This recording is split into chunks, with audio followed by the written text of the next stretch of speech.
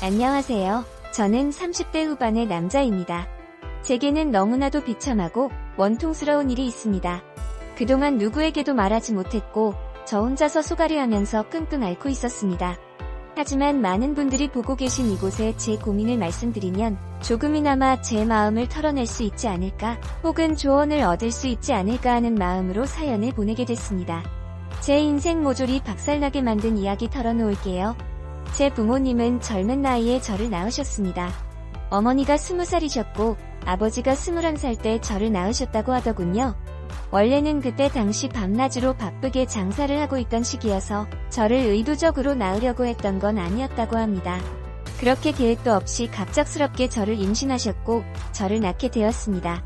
저는 바쁜 부모님을 대신해 어릴 때부터 성인이 될 때까지 할머니 손에서 자랐습니다. 그래서 저는 부모님보다는 사실 할머니를 부모님처럼 모시며 커왔었고 제게는 누구보다도 부모님 두 분이 애틋했습니다.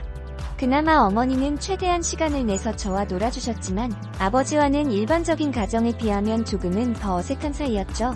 게다가 부모님과 제 나이차가 많이 나지 않다 보니 학창시절 어딜 가서 제 나이 듣고 부모님 나이 들으면 다들 놀라워하시곤 했습니다. 그땐 몰랐습니다. 젊은 부모님을 가지고 있다는 게 이런 비극의 시초가 될 줄은 꿈에도 생각하지 못했습니다. 아무쪼록 저는 고등학교를 졸업하자마자 우연치 않게 아는 분의 소개로 배시를 시작하게 됐습니다. 제 직업의 특성상 한번 배를 타고 바다를 나가면 짧게는 3개월 정도 걸렸고 길게는 반년 이상 바다에 나가고는 했습니다. 그리고 육지로 들어와봤자 보통 짧게는 2주 안팎으로 머물렀고 길게 있어봤자 2달 정도 쉬다가 다시 바다로 나갔습니다. 이러한 부분들이 조금은 힘들 때도 있었지만 사람은 익숙함이 무섭다더니 계속해서 하다 보니 힘든 것도 잘 모르겠더라고요. 그렇게 남들과는 다른 생활을 극복하면서 지내다 보니 어느새 제가 타는 배 안에서의 직급도 차츰 올라갔고 연봉도 대기업 연봉 부럽지 않게 벌어서 만족하고 있었습니다. 내성적인 성격이었기에 가끔씩 육지로 내려와도 연애할 생각도 크게 나지 않았고 긍정적으로 생각하려다 보니 제 나이대 친구들보다 돈을 훨씬 많이 버니까 그게 마냥 좋았죠. 아무쪼록 월세를 내면서 살 바에는 돈을 꼬박꼬박 모으자고 생각해서 적금을 넣었고 나머지 남는 돈은 부모님께서 사시는데 보태 쓰시라고 용돈을 보내드렸습니다. 그렇게 시간이 흘러가다 보니 제 나이도 어느덧 20대 중반이 되었습니다. 처음에는 일도 힘들고 생활에 익숙하지 않았던 터라 여자 생각은 전혀 나지 않았는데 일은 눈 감고도 할 정도로 익숙해져갔고 모아놓은 돈만 많이 쌓여가다 보니 그때부터는 많이 외로워지더라고요. 그래서 저는 친구를 통해 소개팅 좀 시켜달라고 하게 됐습니다. 그렇게 육지로 들어올 때마다 소개팅을 받았죠. 근데 항상 문제가 되는 건 다름 아닌 제 직업이었습니다. 항상 데이트를 즐겁게 하다가도 제가 일하는 방식을 들으면 하나같이 여자들은 기겁을 하더라고요. 이해가 되지 않는 바는 절대 아니죠. 한번 육지로 와봤자 길어야 2달만 머무르다 헤어지고 바다로 나가면 길게는 반년 이상을 보내다 오는데 어찌 보면 기약 없이 이런 만남을 이어가야 하는데 문제가 아닐 수가 없었죠. 심지어 군대는 2년 정도만 기다리면 차라리 끝이 있었지만 저는 제 직업을 포기하지 않는 이상 끝이 나지 않는 거였기에 그렇게 기겁하는 모습을 이해했습니다. 그렇게 저는 매번 소개팅에 실패를 하다 보니 아버지께서 보다 못했는지 갑자기 제게 소개를 받아보겠냐고 하시더라고요. 지인분 딸인데 아주 참하고 마음도 예뻐서 연락처를 물어놨다고 하셨습니다. 그래서 저는 넙죽 소개를 받겠다고 말씀드렸고 만나게 되었습니다. 처음 만난 그 여잔 아버지의 말대로 외모도 참했고 성격도 좋았기에 저는 첫눈에 반하고 말았습니다. 그래서 기존에 소개받던 여자들과는 달리 이 여자와는 꼭 연애를 하고 저는 죽 소개를 다고 말씀 만나게 싶다란 생각이 컸었죠. 그래서 무식하고 이상해 보이건 알았지만 제 통장부터 맞습니다. 저는 직업이 남들과는 달라서 제약이 있는 부분도 있지만 나중에 제 가족 다 먹여 살리고 싶어서 이렇게 열심히 일하고 있다고 했습니다. 그러자 그 여성분은 갑자기 웃으시더라고요. 비웃는 게 아니라 첫 만남에 통장을 보여주는 제 모습에 갑자기 너무 귀엽고 웃겨서 웃었다고 했죠. 그 순간 저는 이 여자의 행동을 보고 마음속으로 그린라이트인가? 라는 생각이 들었습니다. 그래서 저는 더 침착하고 조심스럽게 말했습니다. 제가 바다로 나가고 육지에 머무르는 그런 기간들에 대한 얘기부터 시작해서 이것저것 많은 대화들을 나누었습니다. 그리고 제 진심을 알아줬는지 저희는 교제를 시작하게 되었습니다. 남들과는 너무 다른 교제 방식에 미안하기도 했지만 다른 사람에게 참아 보낼 수 없었습니다. 많이 이기적인 걸 알았기에 제 모든 진심을 다해서 아껴주고 사랑해줬습니다. 그래서 아내와 1년 정도 사귄 무렵 저는 아내에게 프러포즈를 하게 됐습니다. 못난 저 때문에 이렇게 제약적인 만남을 해주는 것도 미안한데 고생하는 모습 보고 싶지 않다 했습니다. 처가댁은 저희 집과 마찬가지로 돈이 많거나 그런 건 아니었습니다. 평범하게 직장생활을 하고 계신 장인어른과 가정주부로 사신 장모님이셨죠. 그리고 제 아내는 공부에는 별 관심이 없었지만 지방대학을 나와서 중소기업에서 격리로 일을 하고 있었습니다. 근데 회사에서 집까지 왕복 2시간이 넘게 걸리는 거리라 마음이 쓰였습니다. 그래서 저는 그런 아내를 더 편하게 해주고 싶은 마음과 평생을 함께하고 싶은 마음에 결혼하자 하게 되었던 거죠. 하지만 예상대로 아내는 쉽사리 수락을 하지 않았습니다. 제가 싫지 않고 만나서 함께 있으면 너무 행복하고 좋은데 바다로 한번 나가면 너무 오래 못 보는 게 어느 정도 걸린다고 하더라고요. 근데 평생 그럴 걸 생각하니 생각할 시간이 필요할 것 같다고 했습니다. 그래서 저는 지금처럼 연애를 하면 내가 육지로 나와서도 우리는 약속 시간을 정해서 서로 만나고 또다시 집으로 헤어지고 하는 거 시간이 아깝지 않냐고 했습니다. 함께 같이 살면서 조금이라도 더 오랫동안 계속 붙어있는 게 좋지 않겠냐 말했죠. 그리고 제 진심을 담아서 말했습니다. 출퇴근하느라 고생하는 것도 그만했으면 좋겠고 하루라도 빨리 우리를 닮은 아기를 낳아서 더 행복한 가정 만들고 싶다고요. 그러자 아내는 고민 끝에 결국 제 프러포즈를 수락해줬습니다. 그렇게 저희는 서둘러서 양가 어른분을 모시고 상견례를 마쳤고 다음에 육지로 돌아왔을 때 결혼하기로 날짜까지 정하게 됐죠. 참으로 미안했습니다. 제가 신혼준비를 도와주지 못해서 아내는 제 어머니와 같이 대부분의 결혼식 준비를 함께하게 되었고 그러는 과정에 친엄마 친딸처럼 친해졌더라고요. 안녕하세요. 저는 30대 후 그래서 저는 아내와 상의 끝에 저희 부모님을 모시고 함께 지내기로 했습니다. 아무래도 제가 자리를 비운 사이 혼자 쓸쓸히 지낼 아내를 생각하니 마음이 쓰이더라고요. 그렇게 저희는 결혼식을 하게 되었고 감사하게도 저희는 허니문 베이비가 생기게 되었죠. 저는 바다에 나가 있었고 아내의 임신 소식을 듣자마자 너무 신이 나서 같이 일하는 동료들에게 실컷 자랑을 했고 많이 행복했습니다. 저는 기대에 부풀어 행복한 가정을 꿈꾸며 열심히 돈 벌자라는 마음으로 즐겁게 뱃 생활을 했습니다.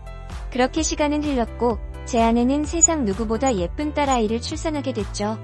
정말 어릴 적부터 꿈꾸던 가정을 만들고 있는 것 같아서 눈물나게 행복했고 제 인생에 아내와 딸만 있으면 그 어떤 일도 다 할 수 있겠다고 생각했습니다. 그리고 앞으로 아이가 생겼는데 분가를 하는 게 좋을지 물었습니다. 아내는 제 말처럼 혼자 지냈으면 무섭고 외로웠을 것 같다며 부모님과 지내는 게 생각보다 좋다고 만족해 하더라고요. 저희 부모님도 아내가 참 예쁘고 일도 잘해서 사랑스럽다고 칭찬 일색이셨고 같이 지내면서 손주도 보면 좋을 것 같다고 하셨습니다. 그렇게 저는 모든 것이 완벽하다고 느끼고 있었습니다. 하지만 그 완벽한 날들은 오래가지 못했습니다. 정말 슬프게도 제 어머니가 갑작스레 교통사고로 돌아가셨습니다. 길을 가다가 급히 무단횡단을 하시다가 달려오던 차에 치여서 세상을 떠나시게 된 거죠. 그때는 어머니를 잃은 슬픔에 잠겨 다른 생각들은 전혀 할 수가 없었습니다. 그로 인해서 앞으로 벌어질 비참한 비극은 생각조차 못했죠. 어머니를 잃은 슬픔에 잠시 일을 쉬었고 저는 다시 저희 가정을 먹여 살리기 위해 다시 배를 타기 시작했습니다. 그래서 그날부터 저희 집에는 제 아버지와 아내 그리고 딸아이만 있었죠. 어머니를 잃게 됐지만 아버지는 생각보다 괜찮으셨고 제 아내는 우울 증세가 올 정도로 많이 슬퍼했습니다. 친엄마처럼 따르고 지냈었기에 정말 많이 힘들어하더라고요. 그래서 저는 아내가 걱정되어서 시간이 날 때마다 연락을 했고 아내는 걱정 말라며 괜찮게 지낸다며 시아버지 또한 잘 지내고 있다고 하더군요. 그런 모습에 저는 점점 아내의 우울 증세가 나아지고 있구나 하고 안심을 했습니다. 그렇게 제 어머니가 떠나간 지 1년이란 시간이 지났습니다. 제가 다시 바다로 떠난 지 얼마 안 되어서 아내는 임신을 했다고 연락이 왔습니다. 그때도 첫 아이를 가졌을 때처럼 저는 정말 미친 듯이 기뻤습니다. 하늘나라로 가신 어머니가 저희 슬프게 지내지 말라고 선물로 아이를 보내줬다고 생각했습니다. 그날은 어머니 생각이 더 많이 나서 눈물로 밤을 지새웠던 게 같아요. 시간이 또 빠르게 흘러갔고 제 아내는 둘째로 사내 아이를 출산하게 됐습니다. 저는 제 어깨가 더 무거워졌지만 행복했습니다. 사랑하는 아내와 제 2명의 자식들을 위해선 못할 게 없었으니까요. 이 세 사람을 제 인생의 축복이라고 생각하고 사명감을 갖고 더욱 열심히 살았습니다. 그런데 뭔가 이상한 점이 분명히 있었습니다. 제가 한 번씩 육지에 머무를 때 생각하면 아버지는 둘째 아들을 유독 좋아하셨습니다. 첫째 손녀를 낳았을 때는 보여주신 적 없던 모습들을 종종 보여주셔서 뭔가 이상했죠. 손녀 때는 그냥 좀 시큰둥하시던 분이 둘째는 너무 사랑스럽게 대하시에 저는 단순히 딸이 아니라 사내 아이라서 저렇게 좋아하시는 건가라고 생각했었습니다. 그러던 어느 날 제 인생에서 가장 비참하고 충격적인 순간의 날이었습니다. 날씨가 좋지 않은 바람에 저희는 예정보다 일찍 하선을 하게 되었습니다. 그래서 깜짝 놀래켜주고 싶은 마음에 미리 연락 없이 즐거운 마음으로 집으로 향했죠. 그때 시간은 한창 아이들이 유치원에 가 있을 시간이었습니다. 저는 저를 보고 반가워할 아내를 상상하며 현관문 비밀번호를 누르고 들어갔습니다. 그런데 뭔가 느낌이 쎄하더군요. 문을 열자마자 뛰쳐나올 거라 생각했는데 아무 말도 없이 안방에서 인기척만 들리더군요. 아, 설마 아내가 딴 남자와 불륜짓을 하는 건가라는 생각에 극도로 심장이 쿵쾅거렸죠. 불길한 예감을 안고 그대로 신발도 벗지 않고 달려들어가서 안방문을 벌컥 열었습니다. 제 예상대로 아내는 바람을 피우고 있었습니다. 근데 더욱 충격적인 건 진짜 상상조차 못한 현장을 목격했기 때문이죠. 저는 아내가 바람을 피워 다른 남자를 집안에 끌여들였구나 생각만 했지 그 바람난 상대가 제 아버지일 거라고는 상상조차 하지 못했습니다. 안방문을 여니 아버지와 아내는 다급해하고 있었고 저와 눈이 마주쳤는데 저는 정말 어떤 심정이 들었을까요? 너무 충격을 받은 저는 그 자리에서 주저앉았습니다. 생전 처음 알았습니다. 사람이 얼마나 충격을 받으면 주저앉는지를 말이죠. 멍하니 넋없이 아무 말도 못하고 있었습니다. 아버지는 아무 말도 안 하고 도망치듯이 집 밖으로 나가버리더군요. 그리고 제 아내는 옆으로 다가와서 미안하다며 한 번만 용서해 달라고 빌고 있는데 그때 기분은 너무 불쾌해서 목소리조차 듣기가 싫더라고요. 아내는 제게 말했습니다. 시어머니가 돌아가시고 너무 우울해서 매일같이 슬펐다고. 근데 제가 옆에 없으니까 병원까지 다닐 정도로 심해졌답니다. 외로움이 극에 달했을 때 아내는 시아버지와 매일같이 술을 마시게 됐고 어느덧 술 기운에 넘지 말아야 할 선을 넘게 되었고 그 이후로 자연스럽게 이런 관계가 됐다고 했습니다. 그래서 아내에게 언제부터 그랬냐고 물었습니다. 시어머니 돌아가시고 6개월 정도 지나서부터였다고 하더군요. 그 말 듣자마자 저는 순간 불안한 생각이 스쳐 지나갔습니다. 왜냐하면 아버지가 둘째 아들만을 유독 특별하게 아끼던 모습들이 떠올랐기 때문이죠. 저는 앞뒤 가릴 거 없이 직설적으로 물었습니다. 둘째 아들이 내 아이 맞냐고 하니까 아내는 아무 말 없이 고개를 숙이고 있더라고요. 제가 빨리 대답하라고 소리 지르니까 아내는 미안하다며 울기만 하더라고요. 니네가 짐승이지 진정 사람이냐며 있는 힘껏 소리를 질렀습니다. 현관문이 열려 있어서 동네 사람들이 수군대면서 쳐다보고 지나가는데 그딴 건 전혀 눈에 들어오지도 않더군요. 저는 그 자리에 더 있다가는 정말 크게 사고를 칠 것 같아서 일단 집 밖으로 뛰쳐나갔습니다. 어떻게 이런 일이 실제로 일어날 수가 있나 생각했고 그 충격은 절대로 쉽게 헤어나올 수가 없더군요. 그래서 며칠 동안 술을 마시고 모든 연락을 끊고 있었습니다. 근데 현실적으로 생각을 해봤습니다. 이혼을 한다고 하더라도 제가 현실적으로 아이를 혼자 키울 수도 없는 상태였고 그렇다고 배운 게 이것밖인데 직장을 그만둘 수 없다고 생각을 했죠. 게다가 상간남이 무려 제 친아버지입니다. 사실 지금도 아버지라고 적지만 그런 관계라는 게 역겨울 뿐입니다. 아무튼 아버지라는 그 인간은 그날 집 밖으로 나가고 주랭랑을 쳤는지 그날 이후로는 단 한 번도 보지 못했죠. 아무쪼록 현실적인 문제들을 안고 집으로 들어갔습니다. 아내는 저에게 무릎을 꿇고 빌었습니다. 제발 한 번만 용서해 달라며 시아버지와 그러한 사실들이 동네방네 밝혀지면 자신은 도저히 살아갈 자신이 없다고 하더군요.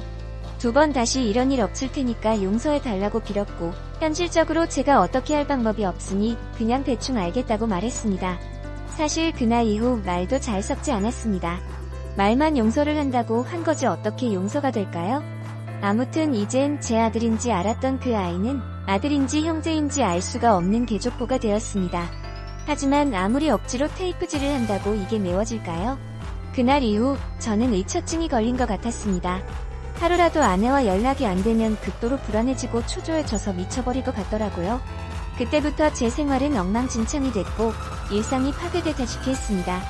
배를 타고 나가서도 일도 손에 안 잡히고 그때의 역겨운 상상들이 떠오르고 도저히 버틸 수가 없겠더라고요.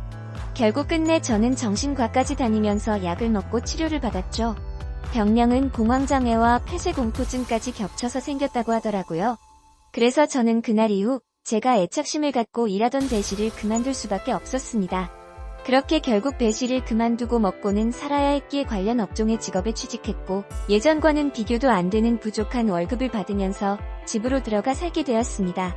하지만 지금 생각해보면 제 스스로도 이상하다고 느낄 만큼이나 정신적인 압박감이 심했던 것 같습니다. 아내와는 하루가 멀다 하고 매일 같이 싸우기 바빴습니다. 그리고 제정신을 유지하는 게 싫어서 퇴근하면 항상 술을 취할 때까지 마셔댔죠. 그런 관계를 지속해오다 보니 결국 아내도 참고 참다가 결국 이혼을 하게 되었습니다. 아이들은 아내가 데리고 살기로 했고 저는 너무 괘씸한 아내에게 양육비는 1년치만 주겠다고 했더니 아내는 아무 말을 못하더군요. 그렇게 저희는 이혼을 하게 되었고 벌써 2년이라는 시간이 지났습니다. 한때는 아버지였던 그 인간은 혹시나 아내한테 찾아 가는 거 아닌가 싶어 몰래 아내를 뒤따라 다녀보기도 했지만 그런 건 아닌 것 같았습니다. 이제는 그 인간이 죽었다고 하더라도 전혀 슬플 것 같지도 않고 평생 보고 싶은 생각이 단 0.1%도 없습니다. 요즘에는 알고 보니 제 아내였던 사람은 아이를 키우느라 일을 하는데 형편이 너무 어려워서 말이 아니라고 하더군요. 지금은 시간이 지나가다 보니 조금은 신경은 쓰이기도 하고 이렇게 제가 행복하게 생각했던 가정이 무참히 끝나버리는 게 맞나 싶기도 합니다. 근데 그런 생각이 들면서도 제 아버지란 인간과 바람을 폈던 아내를 죽을 때까지 잊을 수가 없을 텐데 섣불리 판단하는 게 절대로 안 되네요. 여러분들이라면 어떻게 하실 것 같나요? 저보다 인생 경험도 많으시고 훌륭한 분들이 많으실 것 같아서 여쭤보고 싶습니다.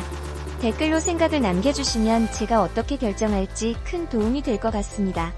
감사합니다. 그래서 저는 아내와 상의 끝에 저희 부모님을